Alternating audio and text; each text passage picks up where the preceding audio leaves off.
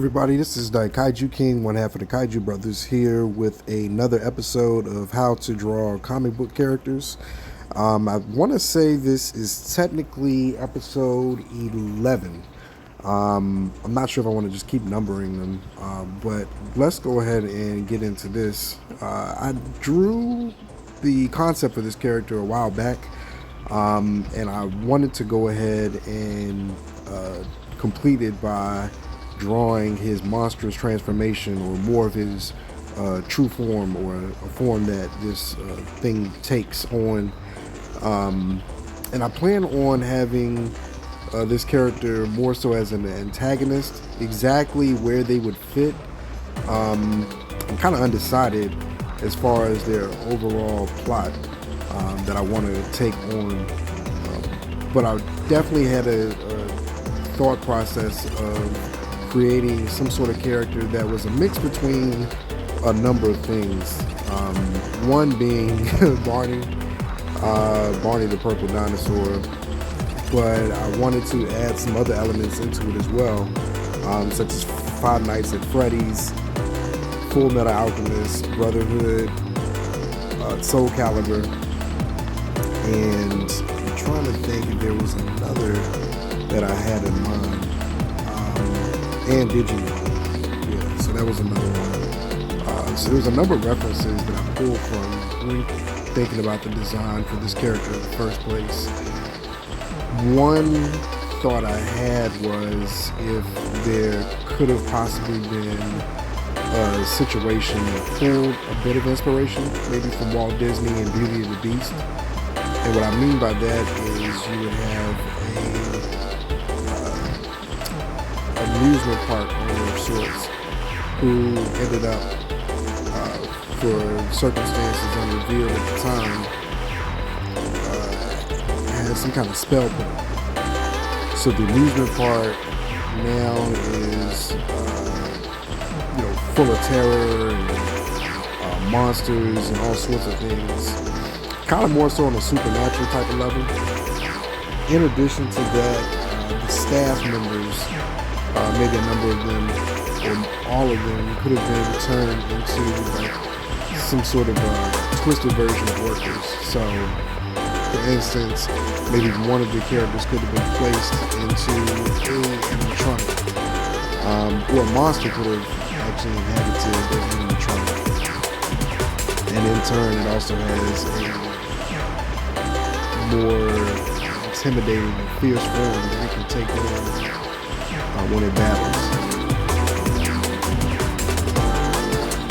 There's one thing I try to one thing I do notice when it comes to just inspiration in general and when I draw. Sometimes it can be kind of dark, but I kind of like those sort of themes. So what I did for this twisted version, I wanted to make something large, kind of like a Digimon. Thinking like Tyrannomon, Greymon, Metal Greymon, things of that nature. And I implemented that. You can definitely see it for sure on this arm. Like that metal claw. That looks a lot like Metal Greymon's paw.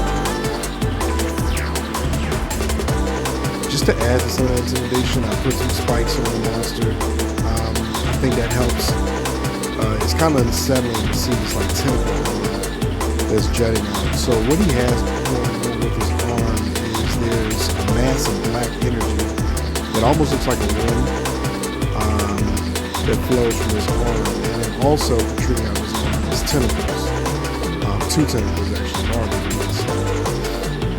And just to add to the excitementness, we had those tumors and whatnot that go along it, combined with the eyeballs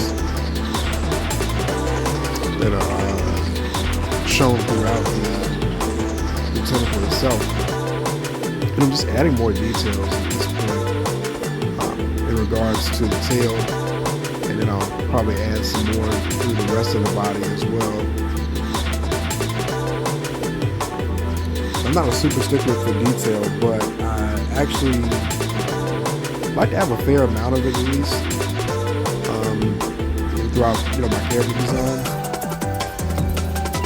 and I'm thinking about a color theme as well. I'm gonna, for the most part, want to stick with something a little bit close to what the animatronic already has going on. But I added thorns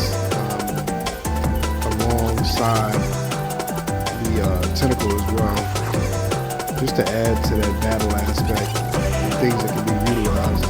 You definitely don't want to get grabbed by this thing. This is more of a side-by-side comparison in regards to the designs overall. And some of my previous work and in my videos, I mentioned that I like to work now mostly in grayscale, and then from there I'll add my shadows and my light areas as needed or as I see. But one benefit of being able to work in those grayscales is I can have each individual part of the monster in this illustration colored out. And since I'm working digitally, I'll be able to go ahead and actually swap the colors over as I see fit. And that's the fun part too of working digitally, is you can do things such as that. Adding little small details to the tentacle as far as veins and texture around here. Cleaning up anything that I would need to. But right now I'm doing the eyeballs, filling in the irises.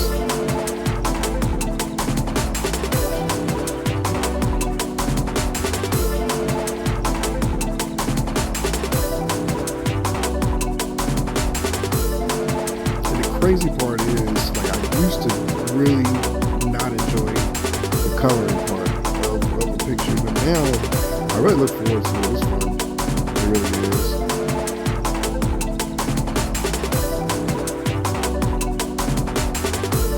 Filling in right now most of the white space for his body. Remember I was saying before, like, pulling references from other stuff, watch other things, read things, and try to use this inspiration. And that's really, this picture here is kind of an example of what I meant by that. There's a number of references that I pulled from when thinking of its design. And again, it falls right in line with what I was talking about using, again, multiple things for inspiration.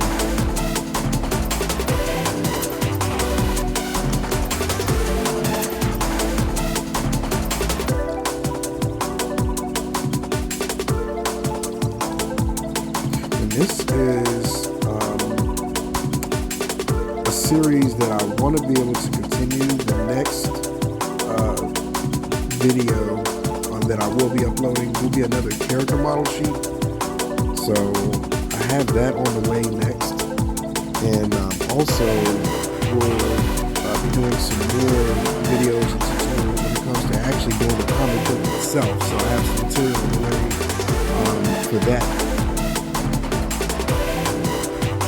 And what I try to do is, sometimes I will slightly adjust some of my colors. I'll make sure that I can fill in as much white space as possible, so give it a clean look. If any of the coloring went outside of the lines, and I try to revisit it and tighten it up before going through the colors.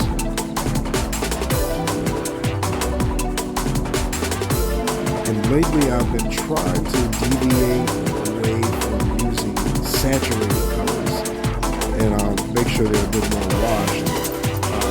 I kind of enjoy playing around with that sort of coloring method. I went ahead and made a jar just a bit longer. I'm doing some details and just touching up some things on this mouth. But yeah, this creature definitely has a lot going on. So he has like the darkness coming from out of his arm in the form of a wing, 2 tentacle arms. He has this large metal claw, fire, spewing from his mouth, all sorts of just, weird protrusions, ropes that's coming off of this thing's body here. So definitely an intimidating character.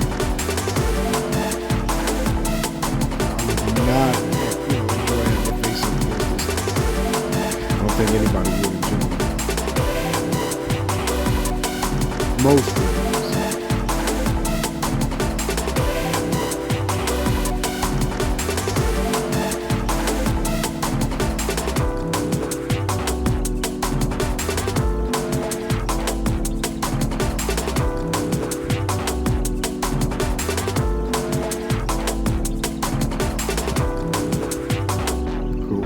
So I was doing like more of a side-by-side size comparison to show how they kind of stand against each other. So filling in those details, I'm using again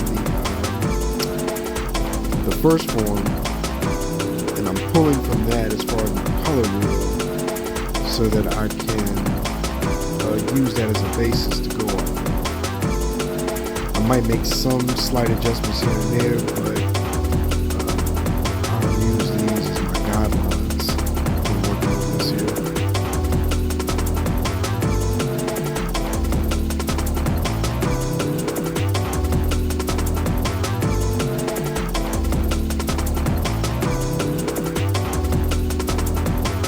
Yeah, but I got so many projects that I'm currently working on. Really just trying to focus on one thing at a time and get this out here to y'all. And again, a major thanks to everyone that has already followed and subscribed.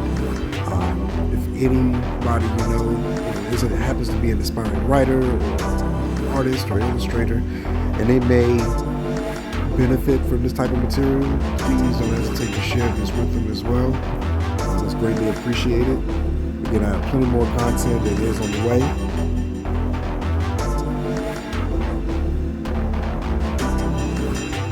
Now this picture at this point, it came along pretty well. What I'll probably do is just make sure everything is cleaned up as it needs to be, and then after that we'll go ahead and add some shadows to the picture.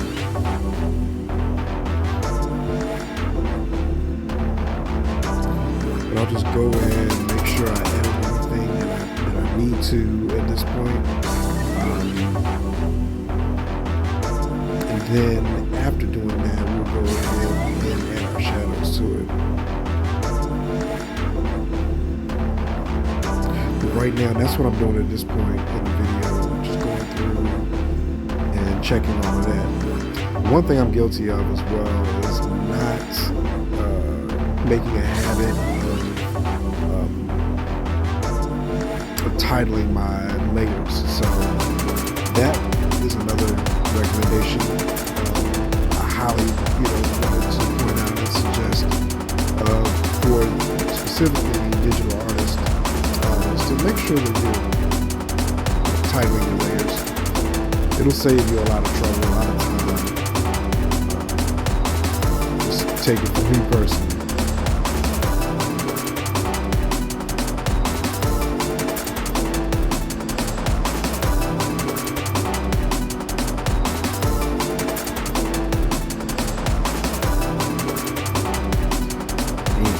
This part of the illustration I really enjoy, because I've gotten to the end of it for the most part, but then also I can just add in other little small details that I would see that I like, and yeah, it's just something about that is just like it's most enjoyable.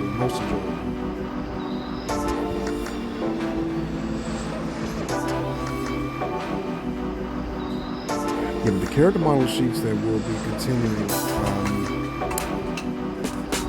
again, that will basically be a front profile, a side profile, and a back profile for the character.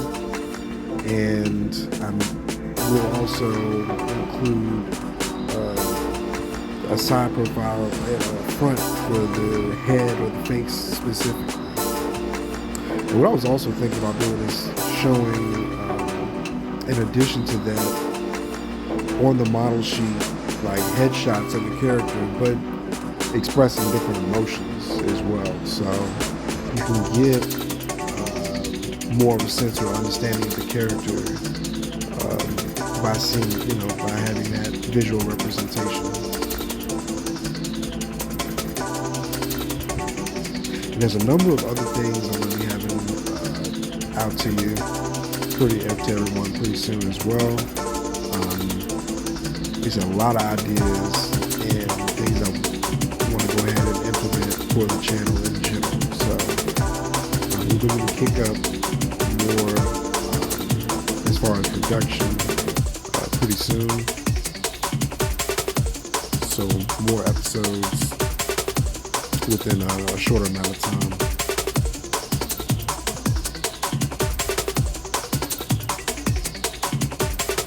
At first I was thinking about putting some smoke or something emanating from his mouth, but I decided just to leave it as be. I did think of adding some sort of speckled design when it comes to the shadow. I wanted to add something there. That's the reason. Overall, I wanted to make a really sinister looking antagonist, one that's kind of unnerving. Hopefully I was able to do that with this piece here. I made an unnerving looking character.